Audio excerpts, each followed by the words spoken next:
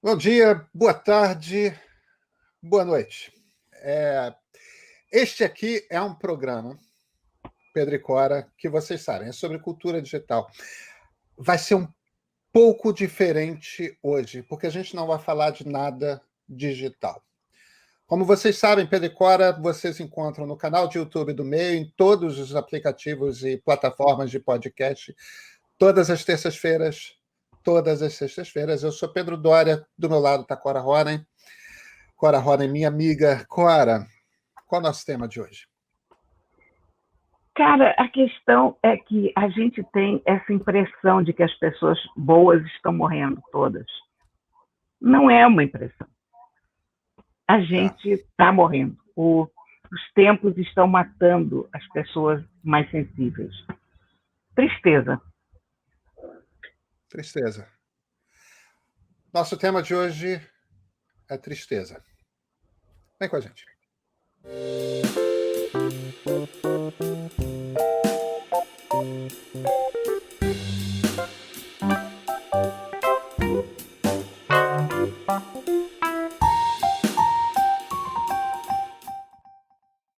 Antes da gente sentar aqui para gravar, a gente estava conversando.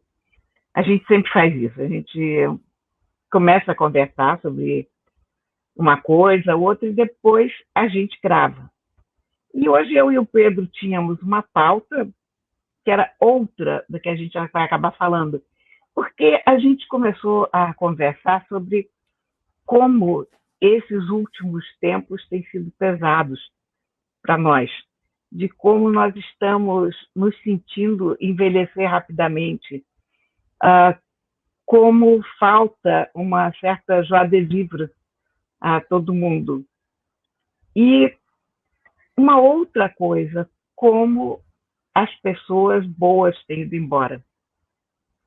E, na verdade, eu fiz essa constatação outro dia, conversando com a minha amiga Fernanda Montenegro, que estava perturbada com a quantidade de amigos que tinham morrido e de boas pessoas que estavam indo embora. E eu me dei conta que, sim, mas é claro, os tempos estão matando os melhores. Porque as pessoas boas são mais sensíveis às desgraças, são mais sensíveis à maldade, mais sensíveis à opressão geral do ar. E quando você tem um momento de pandemia como esse, e você tem um governo como o nosso, que é pesadamente baseado na maldade, na grosseria e na tosqueira, isso afeta a todos nós, mas afeta, sobretudo, as pessoas mais sensíveis, que acabam sendo as melhores pessoas. E aí você vai dizer, ninguém morre disso, mas morre porque você fica com as defesas lá embaixo. Uma pessoa que está feliz, num momento feliz, quando o mundo inteiro está vibrando lá fora, a tua resistência fica melhor. Você tem mais motivos para viver. Hoje a gente está numa situação em que viver começa a ser quase um esforço, né?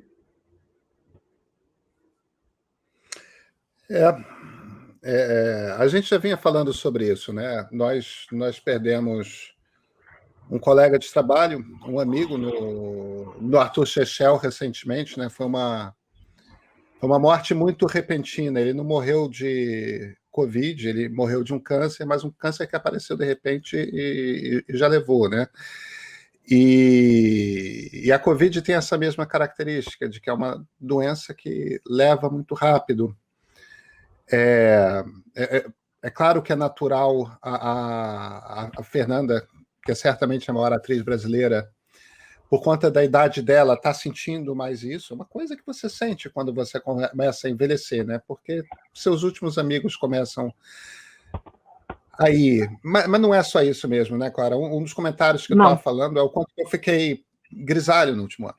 É claro que ficar grisalho é natural. É claro que existem momentos da vida que você fica mais rápido e momentos da vida que você fica menos rápido, mas são momentos de estresse, né? Tem sempre aquelas fotografias de presidentes, né? Todos os presidentes ficam grisalhos ao longo dos seus mandatos.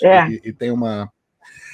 Quer dizer, você percebe que há momentos de estresse na vida da gente em que esses sinais exteriores de envelhecimento se mostram mais.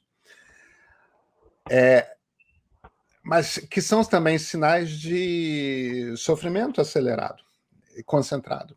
Só que ninguém aqui é presidente da República, né? Aliás, infelizmente.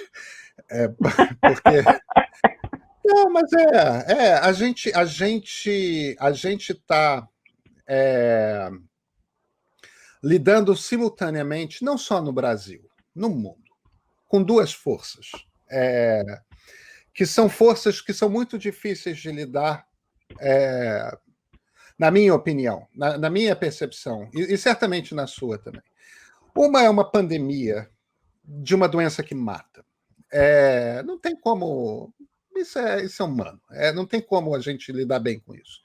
Agora, outra é uma força reacionária, uma onda reacionária. E eu não interpreto, em sendo liberal, e talvez por ser liberal, o conservadorismo não me ofende. E o socialismo não me ofende, quando a gente está falando de uma social-democracia, ou até de um socialismo mais à esquerda dentro do campo democrático. Forças dentro do campo democrático não me perturbam. Eu não fico perturbado porque o presidente é de esquerda ou o presidente é de direita, mesmo estando ao centro. Agora, o reacionarismo é aquela estrutura a qual não basta ela querer que o mundo seja para si de um determinado jeito. Quer impor o retorno a um passado imaginado a todo mundo. Quer impor um jeito de viver com menos liberdade. Quer impor um jeito de ser pessoalmente como se as pessoas não fossem cada qual ela própria. Entendeu? Isso é de uma violência, Cora. Isso é de uma violência. Aí quando você junta essas duas forças, uma pandemia que mata realmente, literalmente, e uma pandemia política que mata na alma, sabe? Que quer calar quem você que qualquer tipo de comportamento que não seja exatamente aquele tipo de comportamento que eles consideram idealizado não pode ser tolerado. Não tem como uma pessoa que curte a própria liberdade e, em curtindo a própria liberdade, curte a liberdade nos outros e, portanto, curte que as pessoas sejam diferentes. Entende? E que o barato da vida está aí. Quando você quer calar esse negócio, eu acho tudo muito... É uma força de opressão. Mas você sabe que aqui no Brasil eu considero que está pior por um aspecto, porque há um triunfo da boçalidade. Não é só reacionarismo. Eu nunca vi uma pessoa mais tosca, mais grosseira, uma pessoa pior do que o presidente Bolsonaro. E a sua família, bota aí todo mundo. Eles são casca grossa, eles são deseducados, eles são incultos, eles são incompetentes. Eles não têm nem a graça da hipocrisia de se pretender civilizados. Então, é uma luta entre civilização e barbárie. Porque a gente já passou do estágio político em que um presidente xinga as pessoas como um garoto da quinta série. Aliás, a gente já está no momento em que qualquer garoto da quinta série já é disciplinado pela sua família para se portar bem, para não ofender as pessoas, para respeitar minorias. E a gente tem um presidente que não respeita. A gente tem uma quantidade diária de insultos feitos a todo mundo. Já nem ligo mais a quem o insulto é feito. Só que aqui tem um sujeito lá em cima que se vangloria de insultar pessoas o tempo todo. E aí tem seguidores que acham que isso está perfeitamente ok e estimula esse comportamento nos seus seguidores. Então, a gente sente que a gente está vivendo num mundo de uma grosseria inédita, de uma tosquice inacreditável, sabe? E isso tudo afeta a gente. Tudo isso faz a gente se sentir mal, tudo isso entristece. A gente sabe que tristeza mata. Né? A gente está cansado de ver e ter exemplos de pessoas que foram casadas muito tempo, morre o cônjuge e elas morrem logo depois, mães que perdem os filhos, pessoas que perdem os empregos, enfim. A tristeza, a melancolia, esses fatores são horríveis, são doenças da alma mesmo. Hoje a gente tende a botar tudo dentro de uma caixa científica e chamar como síndrome disso, a síndrome daquilo, mas essa antiga coisa chamada tristeza mata. E a gente está vendo muito resultado disso, eu acho. A resistência da gente cai e a gente pega outras coisas, mas essencialmente a gente morreu de tristeza. Sabe, a gente tem 3 presidentes que eu considero os 3 piores presidentes da história do Brasil. O primeiro deles é o segundo presidente, que é o Marechal Floriano Peixoto. O Floriano era um carniceiro, Cora. Ele chegou ao ponto de, na cidade na capital que levou o nome dele, Florianópolis, chegou a ordenar a execução sumária sem julgamento de centenas de pessoas, inclusive um marechal. Era uma coisa assim, tipo, o cara era um sujeito que derramava sangue sem dó. O segundo presidente foi um presidente eleito pelo voto popular, possivelmente fraudado, porque era comum na Primeira República, que é o Arthur Bernardes. O Arthur Bernardes era um cara tão autoritário, embora o Brasil fosse tecnicamente uma democracia para os padrões dos anos 20, ele era um cara tão autoritário que ele governou os seus 4 anos de mandato em estado de sítio. Ele não podia sair do Palácio do Catete, que era o antigo Planalto, por causa disso. Ele ordenou que se bombardeasse São Paulo. Avião, soltar bomba na rua. Canhões de fora da cidade atirando contra a cidade. São Paulo foi bombardeada pelo Exército Brasileiro por ordens de Arthur Bernardes. E o terceiro cara é Emílio Garrastazu Médici, que é o presidente dos anos do chumbo, que é o governo que permitiu que a tortura comesse solta nos porões, sem ter dado nada em troca. Porque isso aconteceu no Estado Novo com Getúlio presidente, mas eu não estou tentando sugerir que tortura compensa crescimento, não, porque eu não acho isso. Mas o Getúlio entregou um país muito mais sofisticado e muito mais estruturado do que aquele que ele pegou. O Médici não fez isso. O Médici surfou numa onda de crescimento econômico que era artificial, era provocada por empréstimo no exterior, empréstimo, e entregou um país quebrado, que é o país que a democracia herdou do governo militar.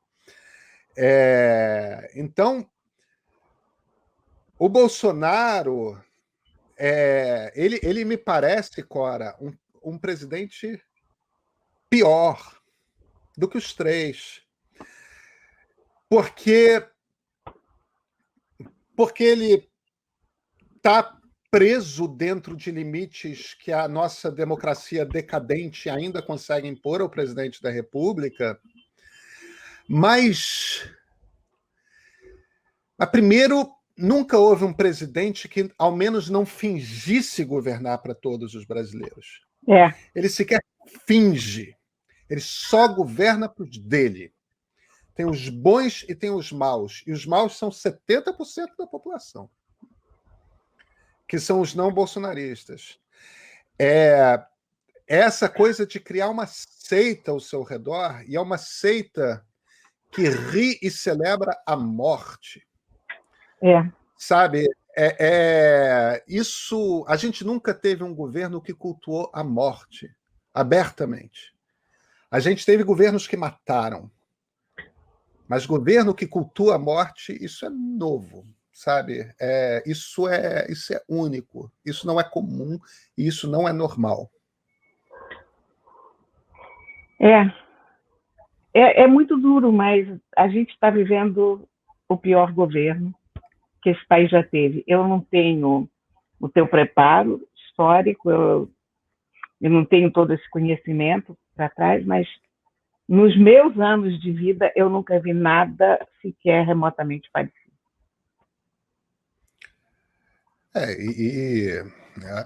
E você viu o governo Médici, eu não vi. Vi. Eu nasci no governo Médici.